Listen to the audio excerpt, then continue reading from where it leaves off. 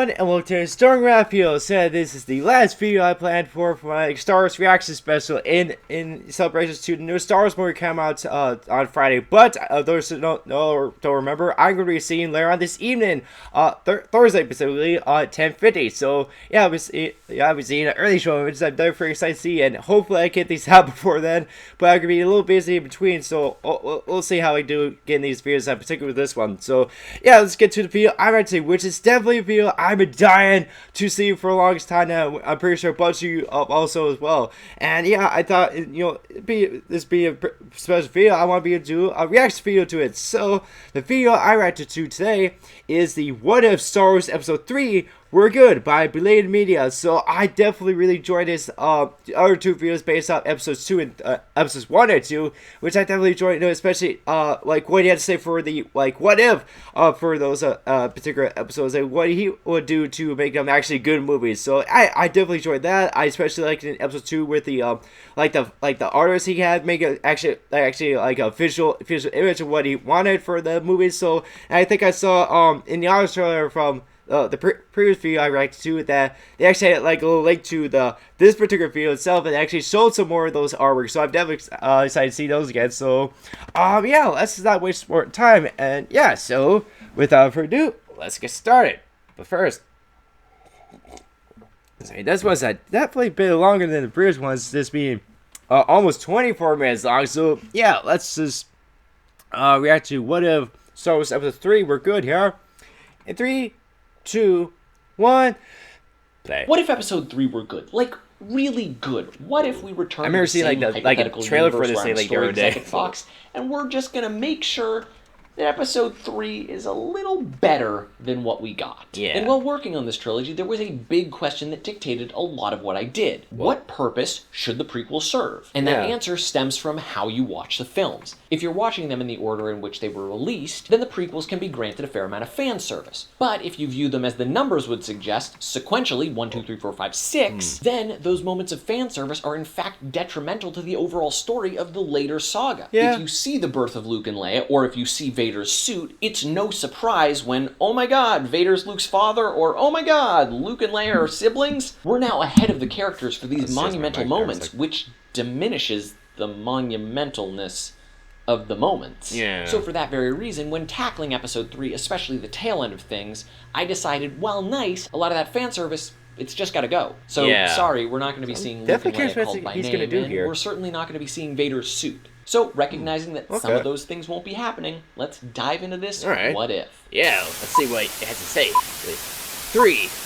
Starting things off with the title crawl, things are basically the same. We're in the midst of the Clone Wars, General Grievous is running the show, but rather than immediately catching up with our boys as they rescue the Chancellor, I'm shifting the setting a bit as they're storming a separatist base on Utapau. This battle, above all else, should feel fun and breezy, and show that 1, the Republic is definitely winning in this war, and 2, again, Obi-Wan and Anakin work really well together. Because, like I said in Episode 2, we have to see what it is that we're losing when this friendship falls apart. So they win, hurrah! And now we're reintroduced to 2 more familiar faces, with Padme being piloted in by Owen to officiate terms of surrender. And at night, we see all 4 of them discussing what the future holds once this war is over. Owen talks about how he can't wait to live it up in Coruscant. Obi-Wan discusses how he's looking to further his training and the training of other Jedi. Padme is looking to strengthen the Senate to ensure that this sort of fracturing and war never happens again. And Anakin? Well, we've seen from that previous battle that he's clearly more capable as far as combat is concerned, but we also learn that he's been pouring himself into his studies of all things dealing with the Force, because he wants nothing more than to sit on the Jedi Council,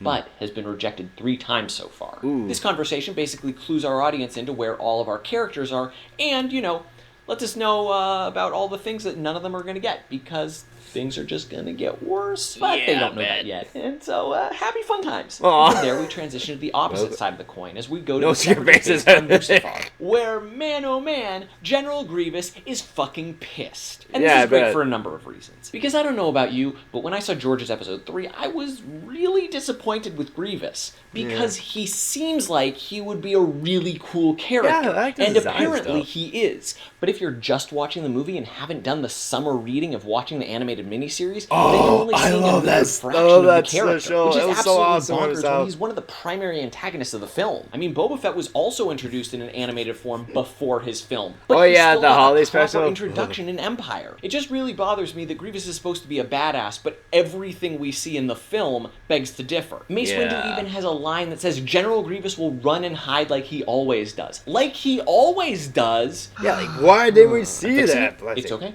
Let's move on. Yeah. So Grievous is pissed and the Separatist leaders are scared, and Sidious is like, guys, relax. The Republic may be hitting hard, but they're also spreading themselves way thin and leaving themselves super exposed.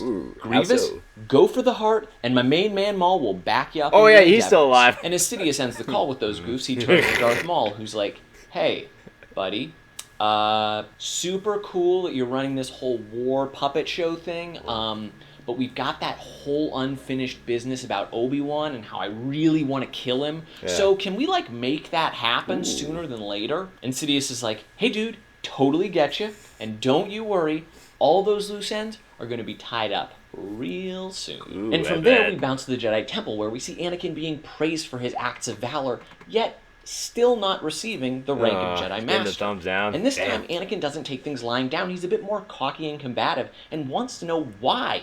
Why is he being passed over when people who are clearly less qualified than he is being granted a seat at the council? And Mace Windu's like, whoa, slow your arrogant roll there, buddy. I'm sensing a great amount of anger in you. Obi-Wan, who now sits on the council, tries to go to bat for Anakin and is like, well, you know, I'd be pretty angry too if I kept getting rejected without an explanation. Yeah. At which point Mace turns to Obi-Wan and says, you promised Qui-Gon that you would train Anakin in the ways of a Jedi, and you have. But there was no part of that promise that meant that we had to grant him the rank of Jedi Master. And this is a huge bomb for Anakin, because you have to remember, he was born a slave. So to become a Jedi Master and sit on the council would be granting him a huge amount of freedom. Yeah. But suddenly, there's a ceiling on that freedom. Damn. And what's worse, in being promised from Qui-Gon to Obi-Wan, it's seen in his eyes as an exchange of ownership. So the whole idea that they were friends or brothers almost was all just a lie. Ooh. And that stings. Yeah, I would say that actually happened. I'm loving it so far. Storms out of the temple and runs into Padme, who's like, hey, I've got great news, but how did everything go in there? And Anakin's like, I'm sorry, I don't want to talk about anything right now. I just got to get out of here. And Padme tries to cheer him up, but at that moment, Obi-Wan steps out, and Anakin hightails it out of there, not wanting to talk with him at all. Obi-Wan then asks Padme if maybe she can talk to Anakin and smooth things over, because he knows that the two of them are close. Padme says she will, but at the moment she wants to grant Anakin his privacy, and so she'll just go on back to the Senate. Naturally, were Anakin to have a little more time to process this, or Padme to talk to him, things most likely would be okay. But time is not on the side of our heroes, as General Grievous and his Separatist fleet jump out of flight speed just above Coruscant and make their attack. So now we have a perfect opportunity to show off General Grievous as a ferocious badass as he crashes his ship into the Senate and starts taking hostages and slaying guards left and right. And if we wanted to be especially brutal to showcase a point like this, we could have a situation where like a Jedi comes up trying to defend some senators or something, and he manages to slice off one of General Grievous's hands, only to then be punched completely through with the singed metal, which admittedly might be a little too much, but it'd be really cool. In the midst of this chaos, Lars runs in to help Padme, and Padme is helping Chancellor Palpatine escape and stays back to provide cover fire with the security detail. Despite this, Palpatine still gets scooped up by droids who take off with their precious hostage, only to be pursued by some incoming Jedi. And as they fly after the kidnapped Chancellor, Obi-Wan tries to reconcile with Anakin, but Anakin doesn't want to hear any of it. He just wants to rescue the Chancellor, which will undoubtedly prove his worth to the Council. And we can see right here that Anakin's view is starting to shift. He's thinking less about the big picture and more just about himself. So now we find ourselves in a very similar situation to George's Episode 3. But rather than facing off against Dooku, it's Maul. Obi-Wan and Maul have obvious history together, but now Anakin also is a horse in this race, as he was previously humiliated by Maul, and his present anger at the Jedi Council only fuel his fury. However, now, the two are fighting very different fights. One for justice and one for glory. They aren't fighting in sync like we previously saw, leading to several instances where they're more hindrance than help. But while things look dire for a moment, the two manage to pull it together and ultimately stand victorious over the best of Maul. His hands cut off. And that's when Palpatine issues the command. Kill him. And it's at that moment that Maul's like, oh shit, I'm the loose end. Yeah. And if this were Obi-Wan from a movie ago, man, Maul would be dead like that. But Obi-Wan has grown and is no longer seeking revenge, so he turns to Palpatine and says, no, he must stand trial. And truthfully, in this moment, Obi-Wan is as big as he can be. He's bested the man who killed his master, and he's bested his emotions. And Palpatine's like, hey, that's super great and all. Yeah, I know, he should stand trial. But hey, Anakin, why don't you kill him? And Anakin's like, no, I can't do that. And that's when Palpatine really starts to needle. Anakin, you can't simply let this monster live. If we let him live, bureaucracy will just bog down his inevitable fate. The Separatists will undoubtedly break him free, and he will strike back 1,000 times more furious. You can't let that happen, Anakin. Think of all those you hold dear who will pay the price. Him a little bit.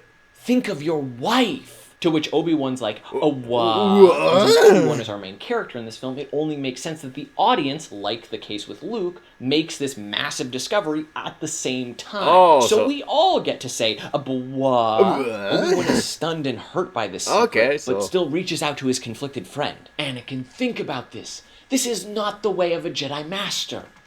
To which Anakin replies, somewhat defeated, but I'll never be a Jedi Master. Will I? And he force pushes Obi-Wan out of the way. As Obi-Wan falls to the ground, he force pulls Anakin's lightsaber away right as he's about to strike, leaving Anakin completely disarmed and full of rage. So he force chokes Maul. And it's at this point that Palpatine knows who his next apprentice will be. And from there, we bounce back to the Jedi Temple, where the Council is none too happy with Anakin. And they're like, yo, dude, remember how we were trying to find a Sith that was controlling the Senate? Well, you just killed the one dude who might have known who that was. You, sir, are out.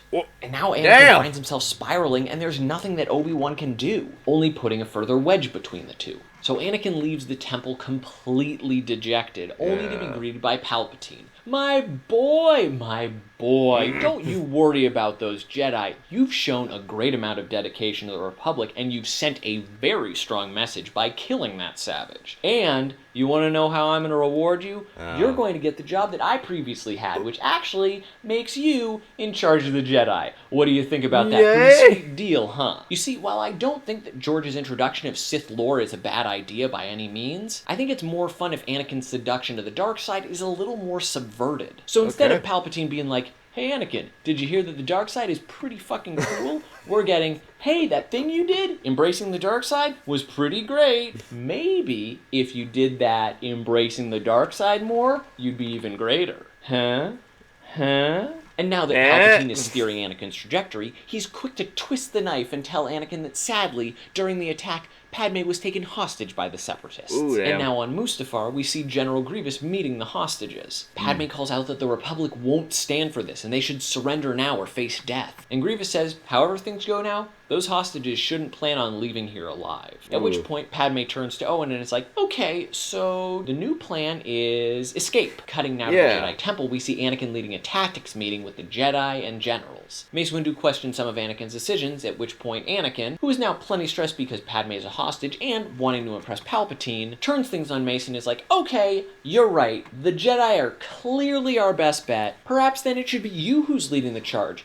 Maybe you'd like to be in the front lines. Perhaps not the most tactically advantageous move, but it's one driven by emotion, which is something that he's embracing more and more. And now, very briefly, I'd like to halt momentum and discuss how this battle is my alternative to Order 66. Because, let's face it, Order 66 makes no goddamn sense. Never mind how ludicrous it sounds that there's a situational order that effectively bombs your own military. The reason that Order 66 is complete BS is what takes place in the Mos Eisley Cantina in A New Hope. If you recall, Luke finds himself in a bit of a confrontation with one of the members at the bar, and Obi-Wan is quick to step in and try to resolve things. However, when things get a little too heated, a lightsaber comes out and he lops off the arm of a dude. Now, this is incredibly important because Obi-Wan then doesn't say, oh shit, remember Order 66, which says that all Jedi are enemies to the Republic, maybe we should hightail it out of here and I shouldn't have used the weapon that is a signature of the Jedi. Instead, they mosey on over to Han Solo's booth and continue to conduct business. Even if the cantina is known for housing unsavory sorts, there are stormtroopers outside, so you certainly wouldn't want to be bringing attention to yourself like that. So what I'm proposing is a means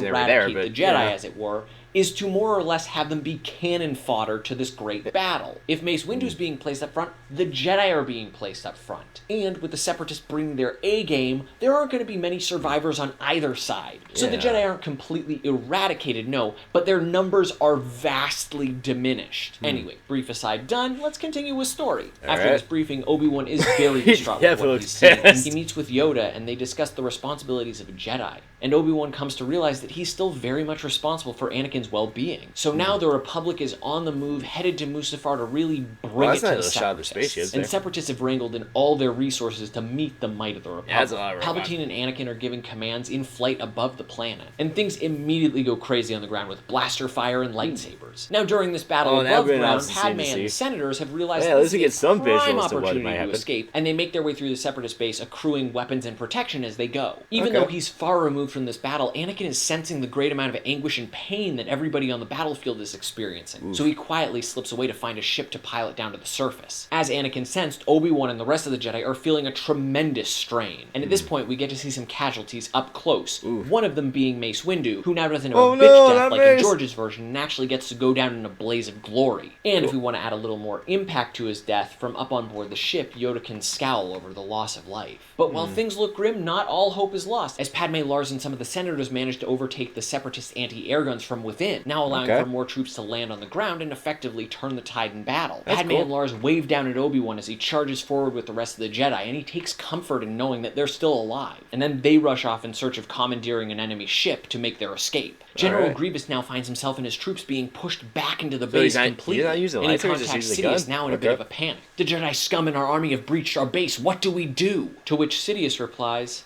simple, die. And right as Anakin lands and starts to run towards the compound, the whole thing explodes. Anakin is absolutely shell-shocked. So much of his life and his future is gone in an instant, and he charges towards the burning wreckage in an absolute fury in search of Padme. Obi-Wan is incredibly hurt, buried under rubble, but alive. And he sees Anakin running towards what's left of the base and makes slow chase after him. Anakin runs and jumps through the rubble and eventually comes on Grievous's mangled body. He's struck by extreme emotion, hatred, grief. It all comes pouring down on him. And Anakin takes this all out on Grievous's lifeless frame, shredding it.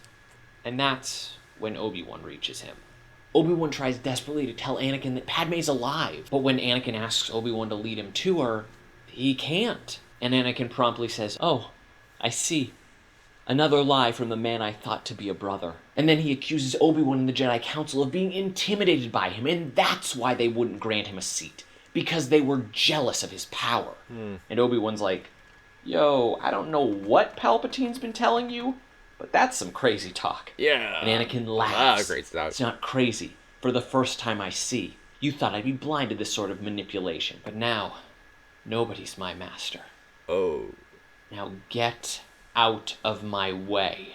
Anakin lunges at Obi-Wan, and what we get now is one of the most emotionally fueled battles yet. I wasn't sure you seen that. Motivations for each of our fighters. Anakin's fight is fueled by rage, trying to kill the traitorous Obi-Wan, while Obi-Wan is looking to disarm and reconcile, while weighed down with the tires of war and remorse at letting Anakin slip so far. And this battle should not be a bunch of spectacle. We don't need swinging on chains, balancing on pipes, and floating lava hover carrying things, because it's about a broken friendship, properly reflected in the arena in which they now fight. And as they sink towards doom, Obi-Wan recognizes that Anakin's swings are weighted with hatred. Wait, when does that start to turn green? And exposed. Anakin's aggression and arrogance can be turned in on itself, leading to Obi-Wan sadly besting his Padawan, making it a very bittersweet victory, as Obi-Wan ultimately leaves Anakin to die as he curses his name. A more positive victory, however, is being felt by Palpatine up above. They did it! They crushed those Separatists! Hurrah! Hurrah! In the midst of this celebration, Yoda interrupts to talk with Palpatine, and what starts as simple counsel from Yoda, it becomes abundantly clear that Yoda has realized that Palpatine is the orchestrator of this whole thing, and is in fact a Sith Lord. What's worse is Yoda has also come to the realization that there's not much that he can do. Were he to attack Palpatine, that'd be seen as treason and jeopardize the lives of the few remaining Jedi. However, if he does nothing, well, in both cases, he realizes that he loses. But similarly, at least in this more public setting, Yoda can't be outright attacked by Palpatine. So more or less, Yoda gets to smile at Palpatine and say, this shit ain't over. Or, I'm sorry, over this shit ain't. And with that, he jettisons himself to the ship. Down on the surface, Obi-Wan is ragged and forlorn. In a haze, he reaches out to Yoda as Yoda drifts into exile. The two clue one another into what's transpired, and Obi-Wan asks, "What are we going to do? How are we going to take out the Sith?" To which Yoda replies, "This isn't our fight. Like the Sith takeover, this overthrow will need to be internal and over time. But we will have a part to play. We just must be patient. Take care, Obi-Wan. Very patient. There is still much that you have to do." And before Obi-Wan can get clarification as to what, the haze clears and he sees in front of him Padme and Owen, and he rushes to them as they leave the surface. And now we get a quick bit of light action as Owen pilots the Separatist ship through the Republic's armada, as Obi-Wan recounts all the grisly details of what's transpired and how they've all been played. And this also marks the start of the lie that Anakin died in battle at the hands of the dark side. Naturally, Padme laments the loss of Anakin, and it only gets worse as she wants nothing to do with this corrupt republic. The only silver lining she can see is that she, Lars, and Obi-Wan are presumed dead, so now they can quietly reach out to Padme's brother, Bail Organa, who has his own qualms with the Republic, but is in their good graces, and they can operate quietly in isolation in the hidden Gungan city. But there is a hitch, and it comes in the form of the good news that Anakin never received from Padme, and it's that Padme's pregnant. So now on Alderaan, Obi-Wan, Lars, and Padme discuss the fate of the child. Padme naturally wants to take care of the child, but she also doesn't want to endanger it. Obi-Wan then offers to take the child, and perhaps he can train it. But it's at this point that Owen just loses it. Oh my god, neither of you are fit to raise a child. Just look at what happened to Anakin. You with your politics and you with your ass-backwards wizardry, you drove him down this path of craving power because he didn't know what other path there was. Couldn't you see that he was just a man? Give me the child, and I'll make sure that it's not exposed to any of this. And Padme and Obi-Wan realize, they really messed things up. And as that reality sinks in, music swells as we montage what the future holds for everyone. We see Palpatine being handed a hero and granted yet more power. Padme, now broken, having given up so much. And Owen, now with the infant Luke Skywalker, returning to Tatooine, the place he swore he'd never go back to. All seems grim in that galaxy far, far away. But destiny is not yet written. For there is an ebb and flow to the Force. And the Force will be with us. Always. And that's how we end Episode 3. Very nice, dude. Starting to close things up. And like I said at the start, with the What If for Episode 1, you can see with a little bit of recalibration, our prequel trilogy can be shifted to focus on Obi-Wan, and our story is better for it. Yeah. We've seen Obi-Wan grow I'm going to have to do like a little marathon, because it has been once to one seen who's the previous seen two. the costs and hardships and is wiser for it. And that then perfectly transitions us to the original Star Wars. We've now seen Obi-Wan as a hero front and center, so it makes sense why Princess Leia would see him as her only hope. And BT dubs, that's baby Leia right there, but the sequential viewer will assume that it's Luke, which then preserves the sibling surprise and still allows for Leia to remember her mother. Like I said up top, we don't want to undercut these sorts of surprises. And while we're speaking in that transition window from 3 to 4, let's also just touch ever so briefly on the dark side. And it should be noted I am speaking specifically to what the movies have shown us of the dark side up to the point of this recording. Now, I don't know about you, but I always saw the reversal of Force lightning to make Palpy all pruny was a bit quick and lazy. In fact, in my mind, I always saw the dark side as a bit cancerous in nature. It's a deal with the devil. It's something you can tap into, but at a high cost. So the suit isn't a symbol of a broken friendship, but how Anakin was willing to destroy himself for power and control. So in effect, he's building himself his own tomb, making it that much more powerful when he asks for Luke to take the mask off. He recognizes what he's always been. He was a slave all his life, last to the dark side. But in choosing to take the mask off, to embrace the good inside him, is his casting off his shackles. And in death, for the first time, he is free. And so when you take a step back and view the big picture, all 6 films, you see the fall and redemption of Anakin Skywalker. I could took a lot of time thinking about this stuff. And the future with Luke. Why is it how long it took to make this?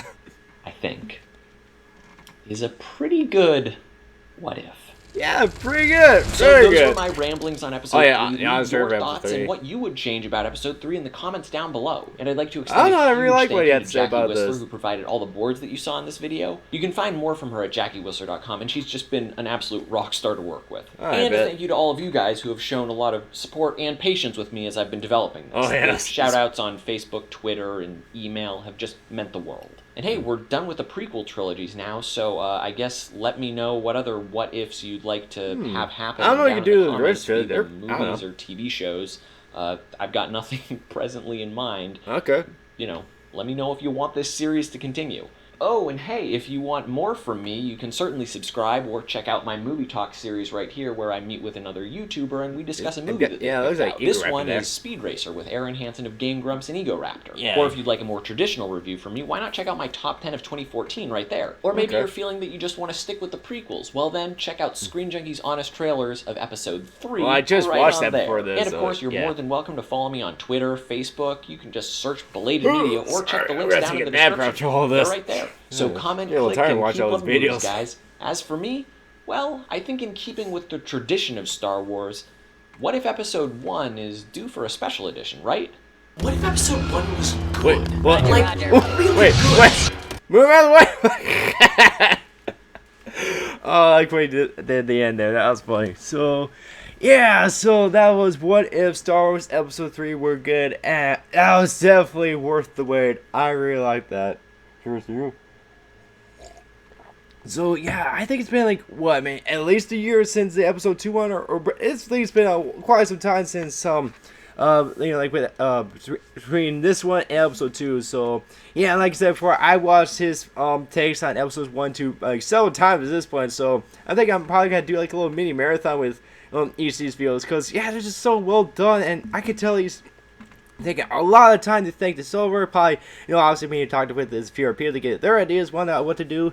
And yeah, I also like this little bit. It's like, hold up, what if George did this, but we thinking that if we did this, that would be a lot better. And it did, especially like the whole reveal, with like Luke and Leia being Anakin kids, is how they did that, and Anakin getting the suit in episode 3. I think, if they weren't at the show that type of stuff, that would actually be really cool. Actually, that reveal in episode 5 with Darth Vader being Luke's father, and then episode 6 with Luke and Leia being sisters, that actually be a really cool reveal, So yeah, that'd be really cool. And of course, I just really like the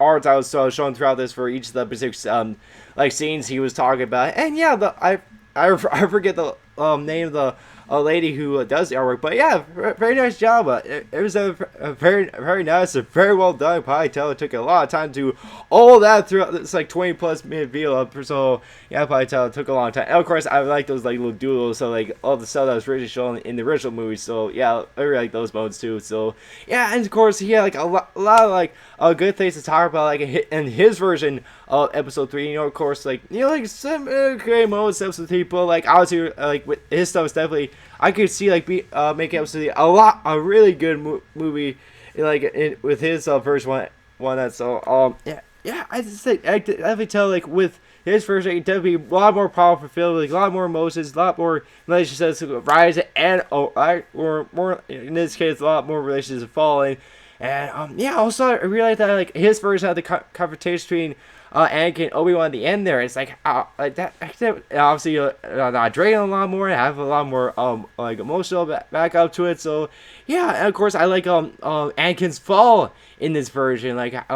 First he was a war hero, but then he became obviously the Sith Lord we know got sometimes love today. So I just so yeah, overall I really liked what he had to say for the episode 3, his what he would change about it, and the art throughout this is really good. So definitely worth wait, and very nice job, Blade Media, or I can't remember the specific name right now, but yeah, very nice job, and to anyone else that helped make this video possible. And yeah, guys, you can check this video out on your own, or the year of What If Star Wars episodes 1 and 2 were good. I definitely highly recommend that. They're definitely very good videos. I highly recommend checking out those as well. So overall, send this reaction video. Make sure you like this video, subscribe to more videos, and leave a comment down below. Such what video I try to next. So yeah, guys, that's the end of my Star Wars reaction marathon special, and yeah, so hopefully I can get this out before I see the new Star Wars movie tonight. If not, me like something like Friday. I don't know. We'll see like what time I get this out. So hopefully soon. So yeah, I don't know like which guys want to do like a little like review or like thoughts on video on. Just yeah, let me know. Well, if you want to make a little like review or something like that on the new Star Wars movie. Yeah, just let me know in the comments down below and let me know. So overall, this video. Hope to see you guys very soon. Bye.